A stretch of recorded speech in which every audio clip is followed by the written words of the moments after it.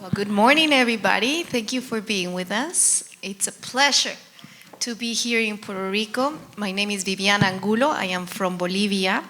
I created the first accelerator in my country. I'm the first president of the BC Association in Bolivia. We Invest Ambassador, which is a group of Latin America women working in the VC and private equity in all Latin America. This is a pleasure to be here in Puerto Rico because I've learned about inclusive ecosystems here 10 years ago, working in Grupo Guayacán. So it's a personal and a professional full circle being here. I'm very thankful. And it's a great pleasure to be hosting this panel because we're going to talk about a very important subject, inclusive venture capital, inclusive investment. And each of my panelists have their own unique journeys on how they created that possibility in their own communities, in their own roles. So we're going to kickstart this panel by delving into a very important word, which is how we transcend. How we transcend professionally and personally in what we do. And how have we taken inclusion to be part of a very essential process in everything that we do in our everyday lives, right? So I'm gonna please ask each one of you to introduce yourself and tell us about your journey and how your voice has moved forward initiatives in that sense. Starting with you, Cheryl, please. Thank you so much. My name is Cheryl Campos. I am the CEO of La Familia Foundation. La Familia Foundation essentially runs some of the largest communities in venture, whether it's VC Familia, which is the largest global community of Latino VCs, as well as Founder Familia, which is the largest national community of Latino venture-backed startups. And we're adding a third Familia soon, so stay tuned for that. But essentially, this came out of a pain point that I felt as a Latina in venture, which basically I just felt constantly alone. I was a scout for Lightspeed and an investment partner at the community fund while I was also working at a tech startup that became a unicorn. And so along the way, I kind of wanted to figure out who else was in this journey with me and where could I feel a sense of belonging. And so I actually just kind of reached out to folks on LinkedIn being like, are you Latino? Some were Filipino. There were other areas, of folks that had similar names, but I started creating with a couple other friends this group that kind of became a movement of community, of inclusivity, of Latinos in this space that just hadn't been addressed before. It was beautiful to see that take off in a way while I was at school. So I graduated from Harvard back in 2015, and I was recently at the GSB at Stanford and just graduated in June. And so along the way, I really just figured out that there's more and more to be done, whether it's in venture, whether it's in the public sector, whether it's just with all of you. How do we create a space that is inclusive and that brings everyone to the table? Because we deserve to be here. We are the future of this country, and we need to make sure that it's made by us, for us. So that's it. How about you, Adriana? Amazing. Thank you, Viviana, and thank you everyone for having me. It's amazing because, as you said, it's a full cycle for me as well. I do remember that I was back there where you are 10 years ago. It took me 12 years to take these kind of platforms to Mexico, my original country. And, all this Startup Americas movement, all this movement was paying attention to Asia and Middle East and Latin America being a neighbor of US. I was raising my hand and all the events say, what about Latin America? What about Mexico, by the way? And it's so funny to be right there, right here, like a venture capitalist. I describe myself like a born venture capitalist. I always like to connect people, to add value, to find the way how to solve problems. So that's what I became, an entrepreneur inside the National Development Bank in Mexico. And then, without knowing, I, create this spark for a huge movement with a lot of people, a lot of actors that took with responsibility their own roles. In Mexico being the second largest economy in the region, and so connect one of the most open economies in the world. I don't know if you're aware, but Mexico has more than 13 trades with more than 26 countries. So we born global.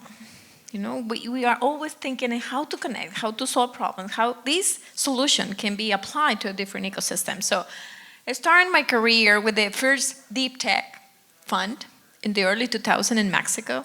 Was not an attribute of our brand. No one was trying to create, technology solutions and scale initiatives in an underdeveloped economy.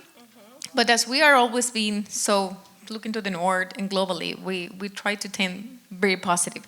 So being there, trying to solve problems, being an entrepreneur in the federal government, survive, connect with other countries, and then I evolved create also the venture capital business unit inside the Fund of Funds of Mexico.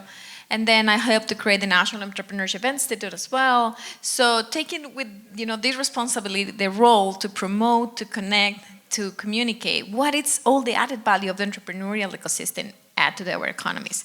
So I took a global job in the Santander Group, and then after 2 decades, I'm launching 1200 VC, which is an investment platform. I'm the CEO and managing partner based in San Diego, California.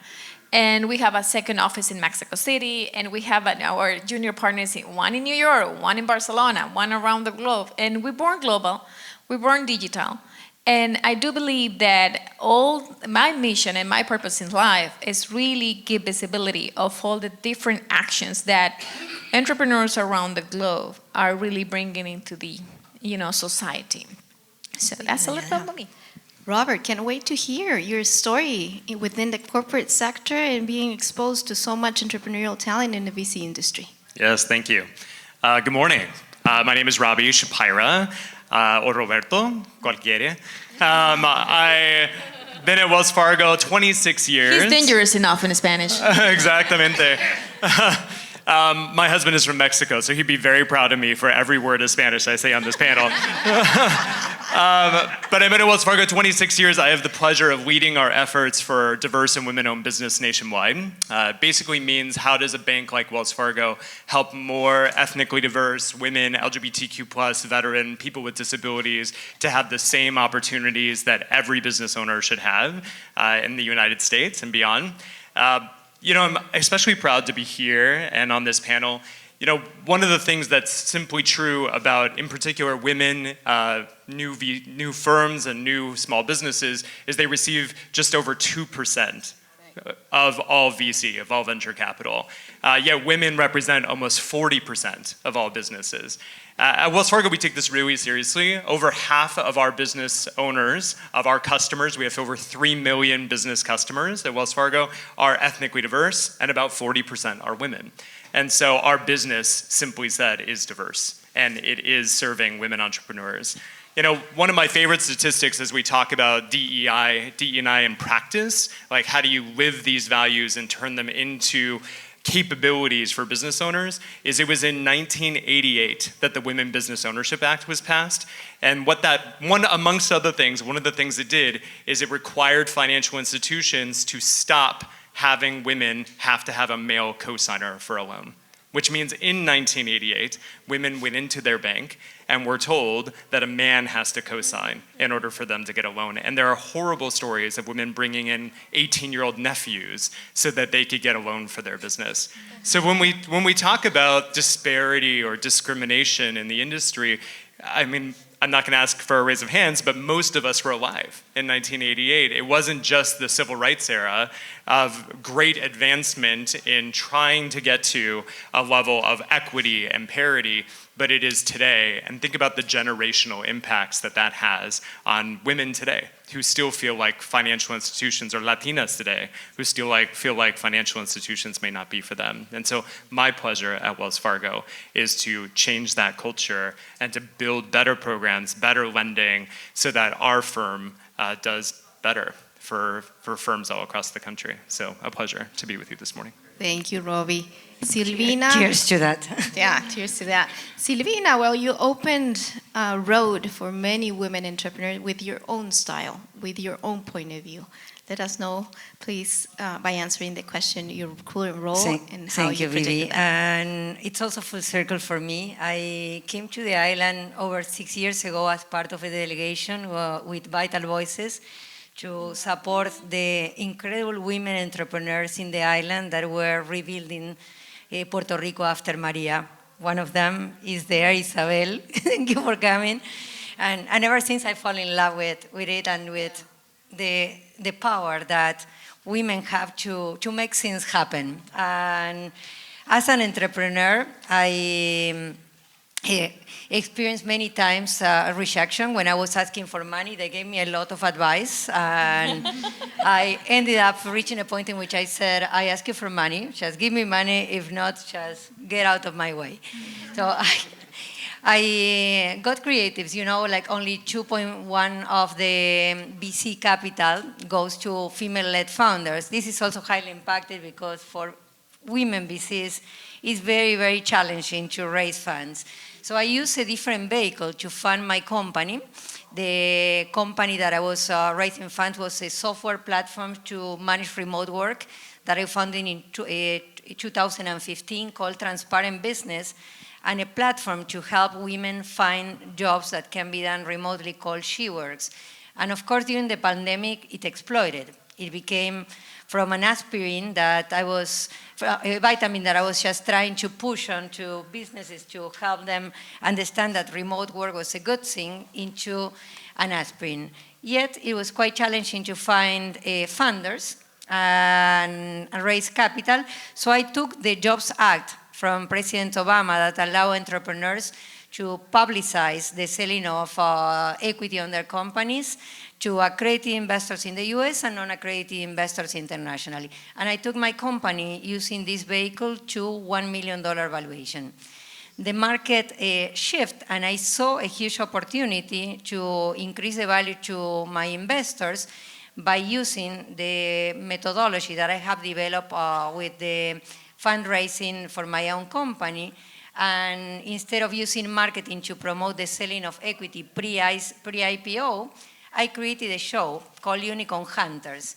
And with that shift, I became an entrepreneur and an investor, because Unicorn Hunters, which is something like Shark Tank but on steroids, you will see that not only like rich people they are richer by playing with entrepreneurs that are not actually, in majority of the cases, highly investable, but we allow for entrepreneurs from all over the world with companies that have $1 billion potential to be presented in the show and raise money from the global talent, global pool of investors.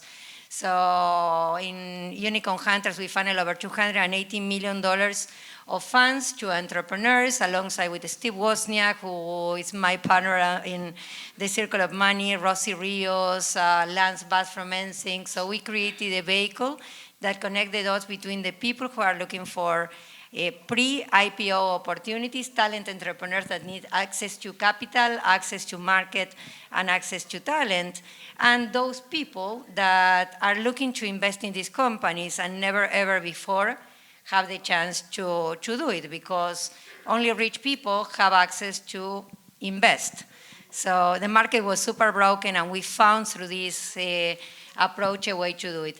And then we learned from our investors that many of them wanted to invest not only in one company that is presented through the show, that, by the way, you can watch at unicornhunters.com and many different platforms, but they wanted to invest in a vehicle that allows them to have a little tiny bit of all the companies that were on the show. So we came up with the idea of creating a tokenized security, a crypto regulating the US public reporting company that has over 4 years of audited financials that is backed by assets. So we launched a good crypto, what we call a next generation. And we launched Unicoin, asset backed with equity stakes in high growth companies. Then we shifted to real estate. and we have today over $3 billion in real estate assets that has been swapped with Unicoin pre-ICO. We plan to do an ICO in September 26 with a runaway for centuries that will allow us to create a coin, a token, a security in the US, and a global token internationally that is aimed at fueling innovation. And here's also one of my partners, Israel. One of our investments in Mexico is a portion in Club 51, the most exclusive business club in Latin America.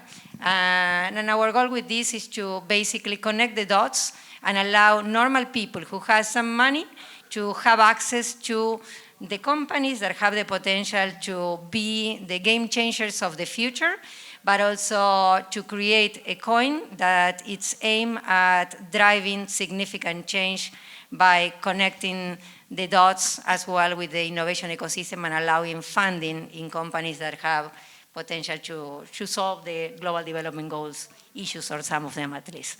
Thank you, Silvina. Thank you, all of you. Now we feel that we know them a little bit better, right? So get your questions ready, because at the end, we're going to open the mic for the audience to ask questions. Meanwhile, I would like to go to the second question. And as I see my colleagues from different countries, Ecuador, Colombia, Mexico, Bolivia, the islands, etc., we all have something in common, one thing in common. We work to develop entrepreneurial talent, right?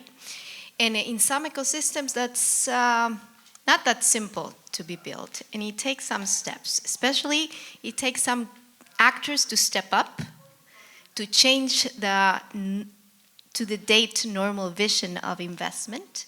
So I would like to ask you, what actors have you seen to be key players in that ecosystem? And how have they moved that ecosystem forward? Let's start with Cheryl.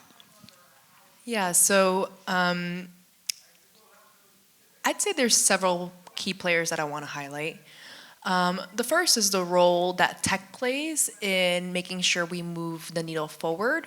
First, I was head of venture at a startup, as I mentioned, Republic, that essentially democratizes access to private investment for all accredited and non-accredited investors. That's how I met Alejandra over there. Hi. And at the same time, it brought together a lot of people that really believed in what democratized, inclusive venture capital ecosystem looked like. With not just people who are institutional venture capitalists, but then those that might know a founder or just want to be a part of this innovation economy. How do we bring them here? And it's through the power of tech, right? By being a FINRA and SEC compliant tech platform, we were allowing people to do that. And so that really opened my eyes, not just to what tech can do, but then also all the founders that were coming to us because VC wasn't inclusive itself in the funding stats that we were hearing over here. I've talked to more like 600 founders in my time there alone, and all of them had very similar struggles with venture and with folks that said that they would invest in one thing and then actually didn't. The second piece I'd say, and this is something that I want to address here, especially being all Latinos or allies, is the fact that there is a generational kind of gap as well that I think is a trend that is moving in a positive direction. Lots of folks that are that have been the trailblazers in these spaces were just trying to survive and maintain their position there. But I think as we've continued to grow and move in droves into these spaces that were not made for us, we're opening the table and growing it for others to come as well. I think that's what VC Familia does, where we have had definitely folks that have utilized the network in order to get their next job, that have gotten to get the kind of like the background, kind of back channeling that you need in order to get into these firms. And it is because of that next generation that is in there that can really help get people to actually be in these spaces and help the next generation. So that's the second piece. And I guess the last piece is just the role that we all can play, whether we're angels, whether we're in the space, that we're supporters, ecosystem builders. All of us have a role in understanding, okay, what is it that we can do, and what's the next step of whatever it is that's happening right now. Because for us at La Familia, we're not just a regular like nonprofit that's just here to convene everyone. And yes, events are great and we need this, and this is such a important part to really do business together. But it's also about innovating. Like, what is it that our customers, I guess to Isabel Guzman's point, right? Like the customer experience, what are they needing that we can help build? For example, we did Al-Azhar, which is the first of its kind for Latin emerging fund managers to help them with operational expenses. These were grants that we got from the Sorensen Impact Foundation. And that only happened because we had limited partner, general partner dinners that we hosted where constantly GPs were like, I'm just trying to survive. Like I know how I can even employ this capital because I'm out here trying to pay for my legal, for my hiring good talent, for building the back office. And so we were like, let's support them. Like there's no support whatsoever. So we worked for a year and a half with legal, with trying to get this going. And we finally got 8 award winners that have told us, every single one of them, this gives me the room to breathe. And it was because we talked to them, we listened, and we actually did something about it. So it's all up to all of us to actually do something about it and think about what the next innovation frontier is.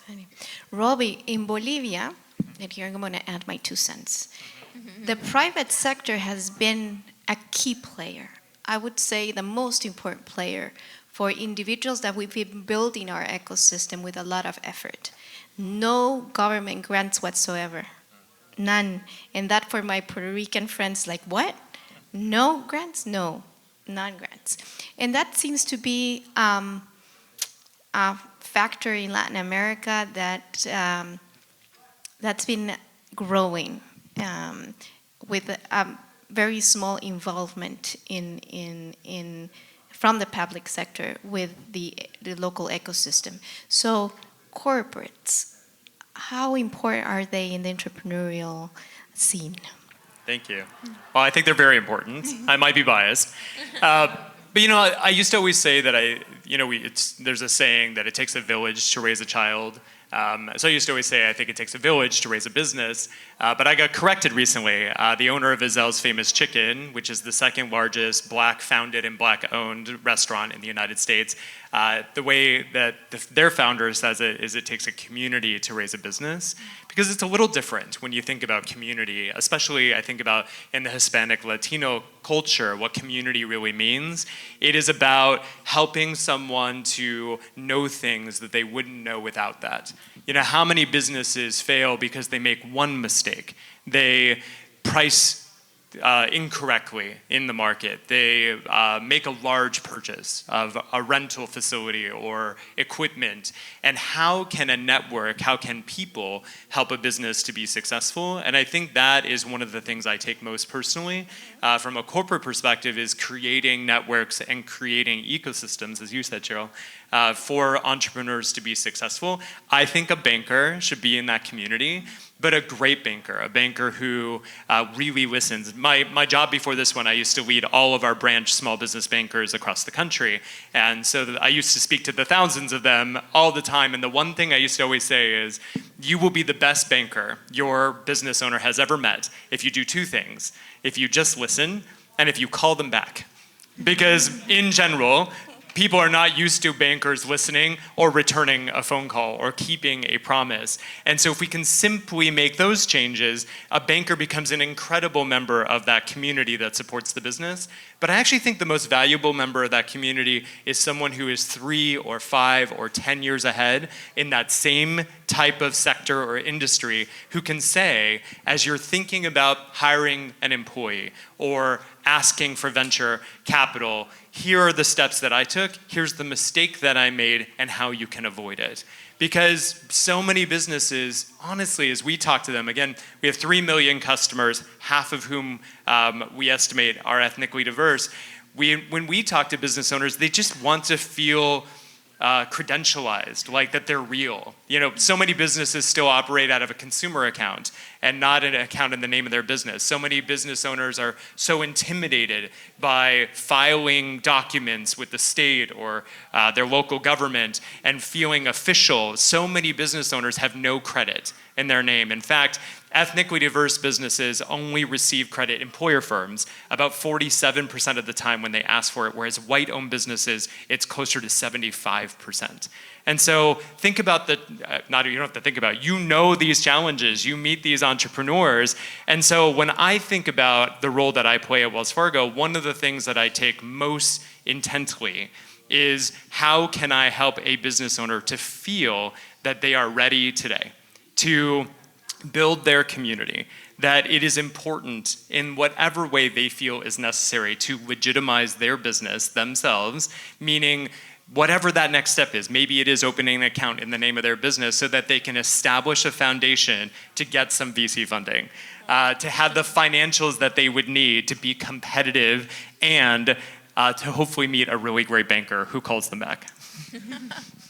And if I may add on the top of these great, comments that just my co-panelists did, one of the most relevant things that I've learned in this bed is according to the Global Ecosystem Dynamics Initiative at MIT, the evolution of an ecosystem is when you really build a common purpose.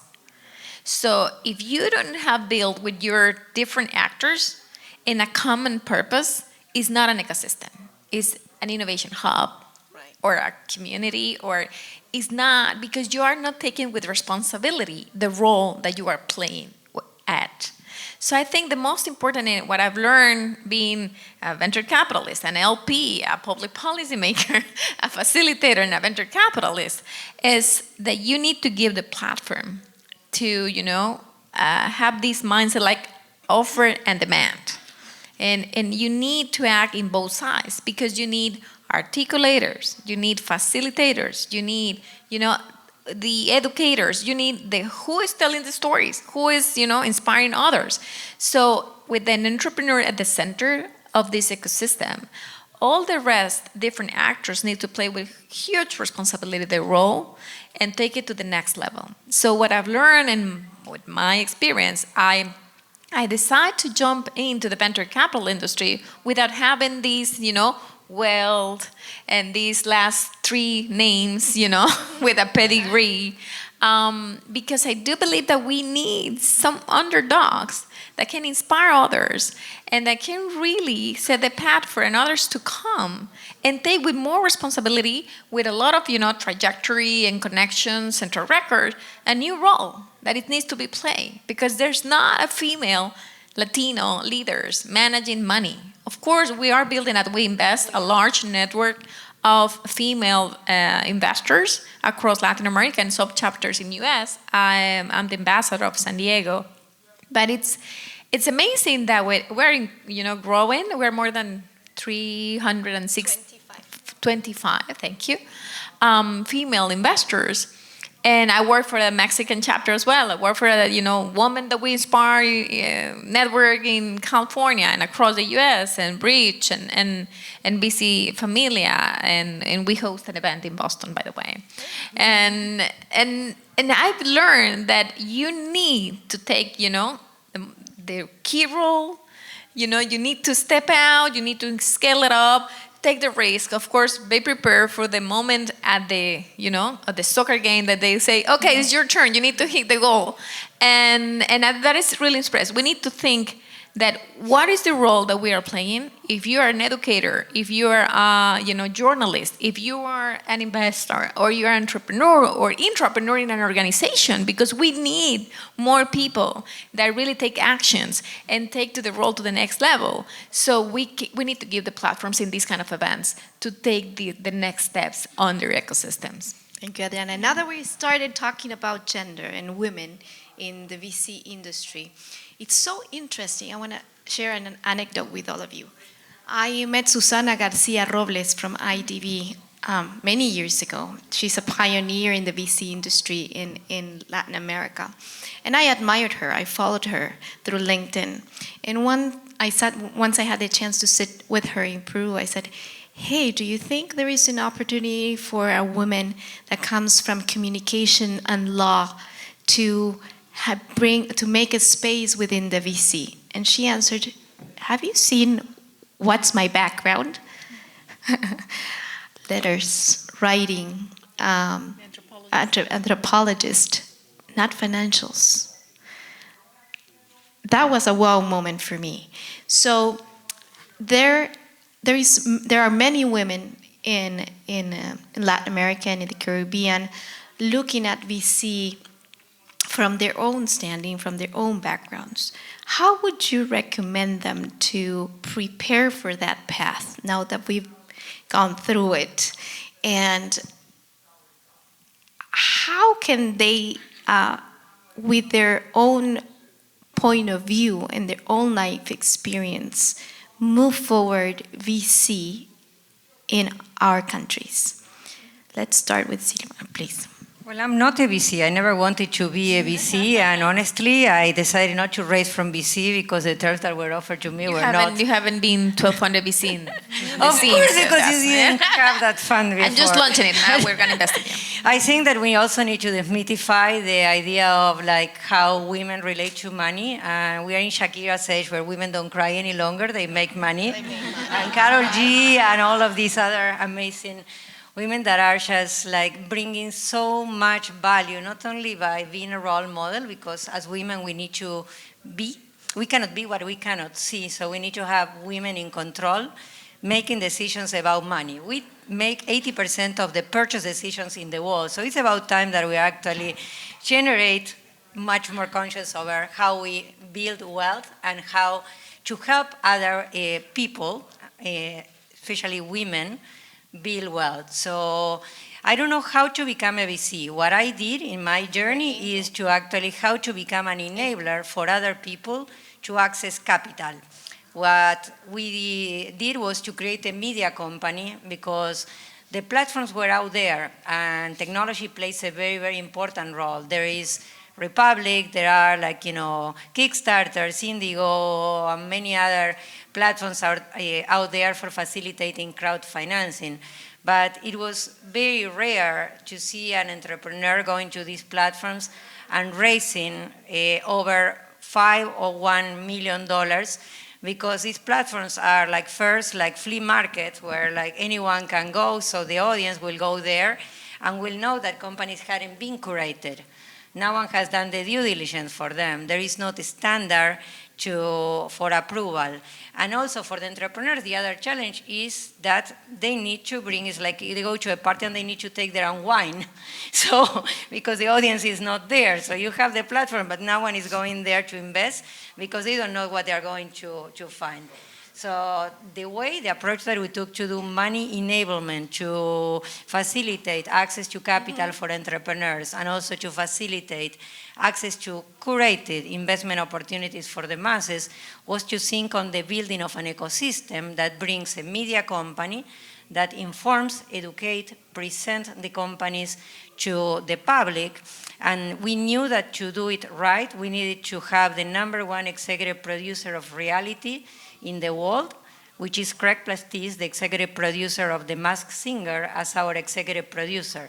And we needed to have a mix of celebrities, a mix of policymakers, a mix of industry experts. So we brought Steve Wozniak, we brought the co-founder of Apple, we brought Lance Bass from NSYNC, who is a celebrity investor. We brought even the guy that plays the billionaire in Silicon Valley, Christian Mantopoulos, in the series Silicon Valley, who is amazing. And we brought also policymakers, like a former treasurer of the United States, the former CFO of the White House, because we needed to show that what we were doing were legit. Because also as an entrepreneur, I was attacked many times by other entrepreneurs and by people in the ecosystem that they blame me or they accuse me of doing something that it was not good because it was not the path that they follow. So education. And then through this, you can funnel and you can connect the dots, bring in people who needs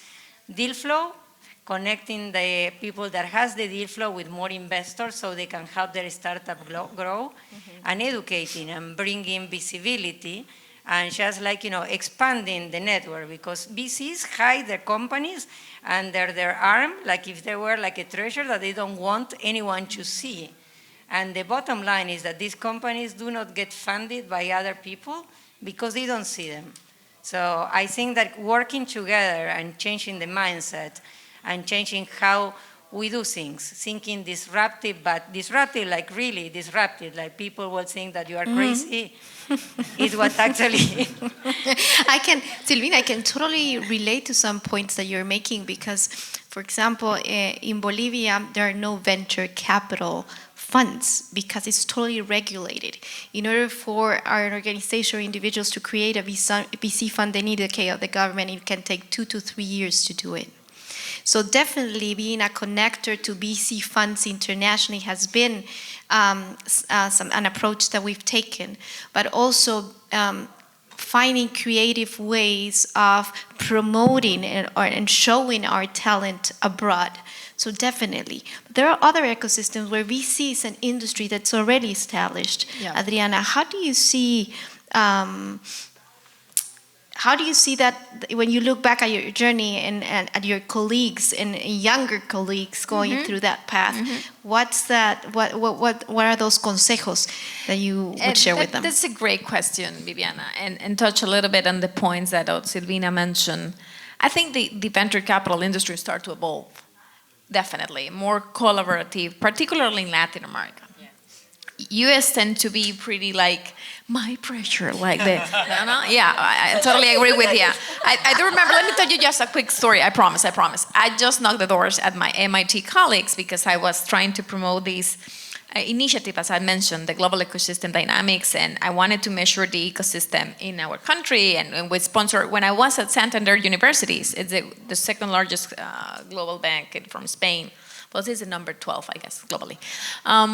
But we were working for a diverse geographies, underdeveloped, development economy, so we map it out.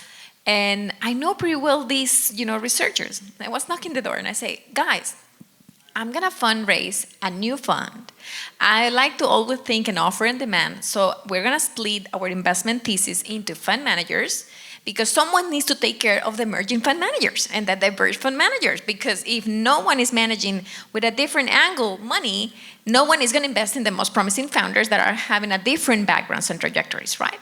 So 1,200 VC is an investment platform, so we're gonna split the money into fund managers, emerging, established, early stage, into, startups in Series A, Series B, because we want to add value across, the specialization of these managers that has a lot of scars and lessons learned, and then we jump when these companies are starting to scale and struggling with the follow-on rounds. And I want to use your research to map my stakeholders to connect the dots, to add value, to link them, to start to leapfrog, and start to give visibility what is happening in the industry. And everybody at MIT look at me like, what? What are you talking about? Venture capitalists don't share, information. Don't want to share any deal. And it was like, what do you mean? For the last 20 years, I've been sharing deal flow, connections, data, without asking any additional favor or money or nothing else. So I think it was about how this industry evolved, how different actors jumping into the atmosphere. If I can make any recommendation to my fellows and youngest colleagues that want to jump in the venture capital industry, just be part of it.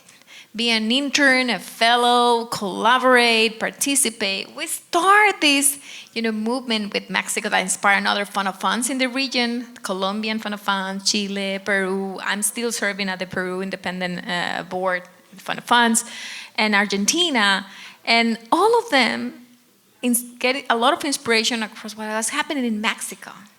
And Mexico was not, trying to look for the rocket science or nothing, new. It was just to get an inspiration of what was happening in the World Bank and in the DFIs, in the international atmosphere. So I recommend the youngest fellows, and just raise your hand if you want to get involved independently. Which is your passion? What are you so good at? if you're a lawyer, if you're a journalist, if you're a media, what are you so good at? If you're a financial or you want to, just do coding, we need all the roles in the venture capital industry. So it's really important just to participate, jump in, start from scratch, because you need a lot to learn and connect and add value. I don't know if you have any additional opinion on your perspective. Thank you.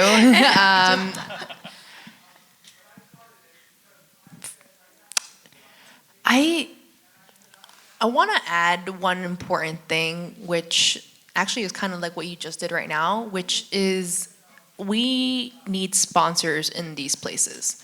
We need people to bring us to the table. I've had sponsors my entire career trajectory. And even with the pedigree I have and everything, it's still hard, right? Because you're both part of this 40% of venture, that's Ivy League, and 1%, which is Latinas, right? And so it's a weird kind of mix of both. And so I'm seen as one thing, and then people see the other part, and they're like, oh, like we have to treat her differently, which is very strange.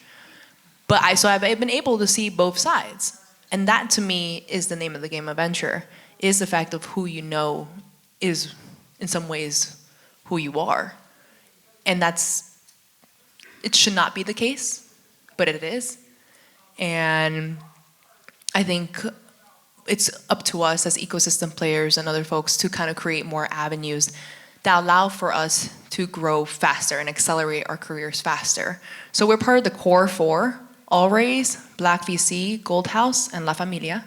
All Raise is for women, Black VC is for the Black community, Gold House is for the Asian community, and then we're for Latino community. And we took the inspiration of All Raise's championship program that has helped many people advance their careers by partnering them with someone more senior so that they can learn from their mistakes, so they can grow. And we created our own in partnership with Google Ventures. And so for the Latino community ourselves, that's a type of mentorship, not only mentorship, but sponsorship that I think will help move us forward. Great answers. Now let's have two answers from two questions from the audience, and then we'll go with the last question for us. Anybody would like to? Don't be shy. Here, please. Let me show microphone. Okay, that's fine. Can we all hear him? You need to use the mic because it's streaming. Thank you. So my name is Bobby Davidowitz. I'm a real estate entrepreneur and investor from Orlando, Florida, but I was originally born here. Part of the reason I'm here is part of my heart stayed in the island, and I have a desire to come back. But I don't know the entrepreneurship and investment landscape here. And that's part of the reason I'm at this conference. So I'm just curious to see what you guys think the opportunity is in Puerto Rico, and in particular in entrepreneurship and investing, and where should I start looking? You're sitting right next to the lady who can give you all that answers. Laura Cantero from Grupo Guayacán. Thanks God. God is amazing. I was not He works in mysterious ways, you know. Yes, we are not experts on Puerto Rico. Laura is. Although I lived here 10 years ago, so I have the same questions you have. So I think the lady that next to you will give you that answers. Anybody else would have another question here, please. Thank you. My name is Anu Bardwaj. I'm a female founder, and I have a question specifically for you, Robbie. And I have been a loyal Wells Fargo customer for about 30 years now, 820 credit score, female founder, almost $1 million in non-dilutive capital that we've raised. I still can't get a loan. So I need to talk to you and find out what it is, but could you please tell everybody what kind of candidates are of interest and how this works for female founders, because I haven't been able to figure it out since COVID till now. No, thank you for asking. And I hear that story all the time, not just with my firm, but across the financial industry. And a lot of it is we make it too complex and too rigid. The credit system, even how we base like credit scores in the United States, was built for and by white men. And so telling your story effectively is what a good banker should do. And that's probably the first thing you and I will talk about. Because it's simple things. A business owner buys a business from someone else and the banker enters it as a brand new business. It's silly. No, that business has already been established. They have revenue streams that preceded the current owner, or misclassifying the type of industry. We do industry-weighted credit across the financial industry, calling a firm a retail store instead of an environmentalist or an environmental-based business completely changes how they're underwritten. And so what I would say is it's those kinds of obstacles and pitfalls that in the United States we have to work so hard on. One of the things I'm a huge advocate for is alternative data. It's just a way to say there's more information out there, especially in today's age of technology, that we can use to more accurately represent a business owner's capability in their business and capacity. I've also been a banker for 26 years, and so I am certainly an advocate for a loan can hurt a business that is not ready for a loan, but helping to differentiate between ready and capable and not ready and damage is so important for not only a business owner to advocate for themselves, but for a financial institution to make easier. So I will very much look forward to talking through. Yes, thank you. Okay. Any other questions? Great, so let's go to yeah, go ahead. Camilo from Ecuador. Hi, thanks for the panel. I've been ecosystem builder, and now I moved to be a co-founder in an industry that has a lot of impact. It's education and edtechs. And you are talking a lot about the importance of in VCs now about impact. And how do you see the trends? Because you have different possibilities. FinTech, it's very profitable and growing, but how is the feeling about these industries like education, health, that are really moving forward to generate impact and transformation in Latin America, but the work to make it profitable is a lot more harder, and you need to work because you need to destroy some barriers and things that are not easy to do. And for example, what do you think? Maybe you talked a lot 1200. You have a colleague used behind you. That's why I'm laughing. Jose is also in EdTech and is the chairman of the Venture Capital, Association at Peru as well. Great question, hard one for me. Because education haven't had that exit that everyone is expecting, right? So that's why the other, last names, FinTech, HealthTech, Biotech are so trendy. I think honestly, the different kind of solutions and technologies, tech-based and enablers that are around education are the most relevant ones that I've seen in the last years. The problem is the business model. And it's so challenging to really, on the terms of a venture capital, right, a traditional one, that's why it's so tied to the impact investment, atmosphere more than the venture, which is so tied to tech, closer or smaller cycles. So that's why education is always so linked to the impact investment strategies, which takes a little bit longer, with more patient and with more, hands-on and roll up the sleeves help in this kind of industry. I have the two hats because I'm so passionate about the industry. So when we are pursuing to not only allocate money into fund managers, also in startups, is because we are truly believers that for that kind of challenges in a particular vertical or region, you need someone with boots on the ground, with that lessons learned that can add value. So not everyone is ready to really get into the edtech atmosphere. So that's the reason, because they don't understand the cycles, the unit economics, the things that you need to, how to treat this, let's put it that way, sector.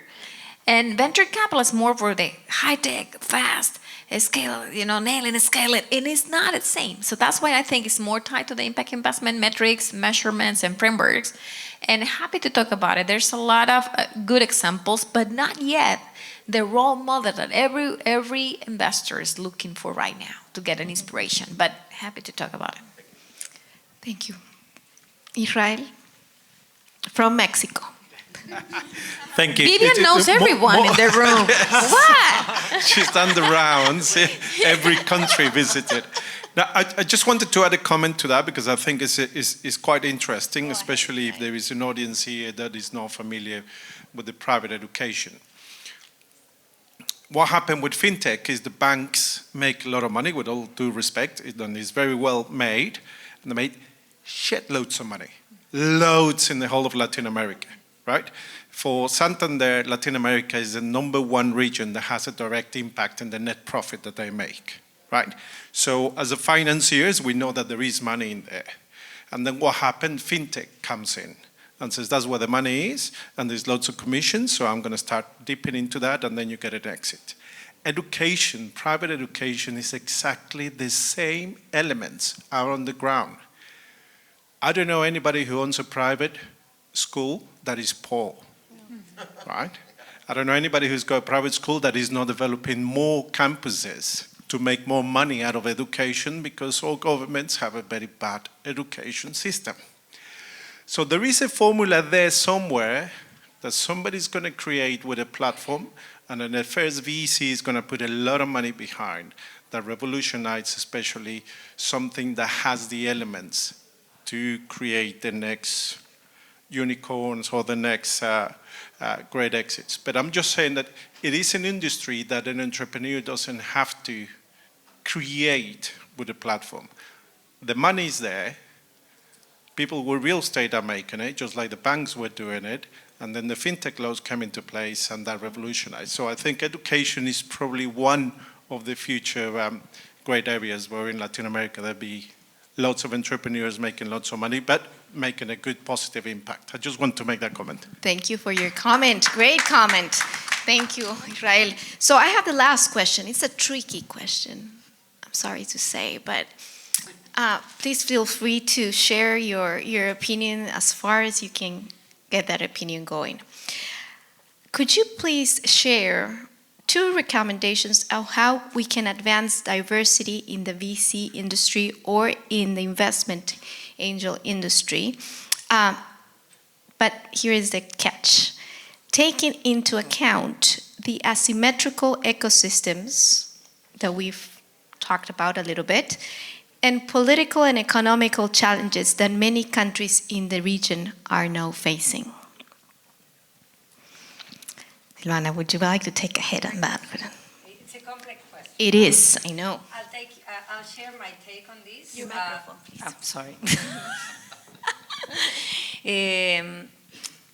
There are markets like, for example, the United States that have regulatory frameworks that are clear and that allows to enable global fundraising, for example. So one thing that I think should be done is to connect the dots, because the system is broken, not only in the way that the startups are scouted and supported. There are thousands of accelerators, incubators of their kind, but companies die. So there is not a system in which, by sharing data and collaborating and bringing together different levels, the different players that are out there in the ecosystem, can allow the deal flow to go to a point in which they can connect with the ones that are actually wanted to fund them. And this could be done using the regulatory framework of the US, so you can cascade the funds to the companies internationally. And for that, there are 2 things that need to happen. One, should be much more openness on the investors' ecosystem, because it's not only the VCs, it's also the angels, networks, the people who has money, getting the tools, the training, and getting the curated deal flow so they can invest. Like being able to collect more sources of money. And on the other side is getting the processes standardized. We were talking to Camila about education and the lack of standardization on assessments of skills and competencies. So the talent today is global, the opportunities are not, and the same thing happens when it comes to capital. So creating an umbrella in which, through a country that allows for the deployment of the capital, you can create a fund that you can just basically facilitate the funding of companies in different markets, and then just basically centralize deal flow and centralize investors, and creating continuous value. Because entrepreneurs sometimes think that their investors should come and save their date, open their networks, open, like the Rolodex, and work for them to get them to succeed. And yeah, probably they should just support more, but people do not do anything if there is nothing on that for them. So how can you incentivize as well as an entrepreneur the participation and the engagement of your investor as you move forward? So this type of system to connect, like an Amazon, but for the system, for the ecosystem, investors, entrepreneurs, market opportunities, and the cascading of the funding. Thank you. Robbie? Yes, thank you. I would say two things. The first is I am a huge supporter and proponent of information. It was not that long ago we did not talk about how many Latino businesses there are or how much venture capital did women-owned businesses receive. The latest report from LBAN that we help support says there are 5 million Latino-owned businesses in the United States that generate $800 billion in added revenue into the system. But if roughly 2 out of 5 of those businesses are women, which is true, according to a report we sponsored called the Wells Fargo Impact Women-Owned Business Report, but only $175 billion of that revenue comes from women. And so once we know the reality of these disparities, we can become more intentional in our actions to support. And so then if I think about what does that support look like? So the first thing is help promote that information, tell people this story, because especially in the United States right now, DE&I is becoming so political. It's not political. This is about helping people to realize their potential. There are more seats at the table. We are not giving up seats. We are welcoming to a bigger table. I firmly believe that. But how we put that into action, one of my colleagues just stepped in the room, Gustavo. One of the projects that he's been working on, as an example, is we support an organization called Grameen. And we helped to establish a location for them, so we sponsored and supported, because what I was sharing earlier about helping an entrepreneur to feel legitimate, to feel empowered, to have access to capital and resources and network is so critical, and it's also in some ways so simple. We can all do that while we're here at the conference in small ways, but then finding and taking the opportunities to do it in big ways, and I'm so proud of my colleague and the work that he and his team have done to do that, as an example. Adriana? Amazing. Tricky and hard question, definitely, Viviana. Because I've been wearing different hats in the last 2 decades, but I think one of the most relevant things is when the actor in the ecosystem is taking the role with responsibility. So what do we need? We need to understand that independently, if you are in an underdeveloped or developed economy, the challenge is to really, start up a business or a fund are mainly the same. Retain talent, access to client and market, and financing. I've been working in more than 18 different geographies, and the entrepreneurs and the emerging managers have the same challenges. So what we need is to give visibility to those challenges, collect data, I love the way that you mentioned, and try to, coordinate who is doing what to add value to this particular challenge. There's a lot of tons of help out there. There's grants, there are financing programs, we need to check boxes for the DFIs. There's a lot of, help out there, but it's not visible It's not organized in a database, and it doesn't allow us to automize the support and democratize the support to the different actors that want to emerge or that want to, take action and step out and take a different role. So the thing that we did when I was back in Mexico working for the federal government, and we inspired a lot of the different, more than 16 different governments, is to really think about offering and demand again. So you need to maybe talk with the ones that are giving grants and, to those programs, say, guys, these need your grants. And maybe you need to talk to the other ones that need money. And say, guys, you can definitely allocate that money, pursuing returns, not giving away. You can give grants with add value for training programs, for visibility, for promoting. That's great. We don't need to change the equation. The measure of success, it has to be linked with your mission. And if you are a financial institution, you need to give returns, right? So that's perfect. But if you want to really, support innovation and create the economic development in your economies, you need to think, okay, who are the ones that can allocate best this money, that can get the most benefit out of it, that can measure the impact, that create great returns, but also social and environmental impact. So for that, you need a diverse source of founders and managers and actors that are telling the story, that are tracking those records, that are creating the database, that are creating the platforms so everyone can connect. And of course, to allocate that money, to measure that and follow up, the service providers. You need, lawyers and accountants. You need a lot of actors. So that's why I always, when I think in an ecosystem building, in an ecosystem perspective, for me, venture capital has become a passion in my life because I do believe that can really become a platform to give visibility, to create wealth and social and environmental impact to our diverse source if you really put the right actors in the table, at the table.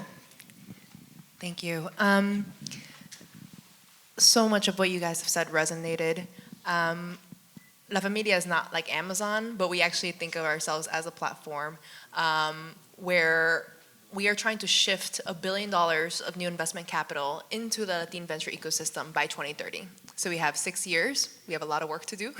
But the way we do it is through 3 different pillars, and it touches on what you just said. The first one is making sure that we increase the number of Latino founders that get funded by VC from 1.2% to close to 5%. We hope to get there. That's a big leap. The second part is the number of Latino VCs from 4% of the industry to up to 10%. And the last piece is increasing the number of Latin-led VC firms, GPs, from less than 100 in the US to over 150.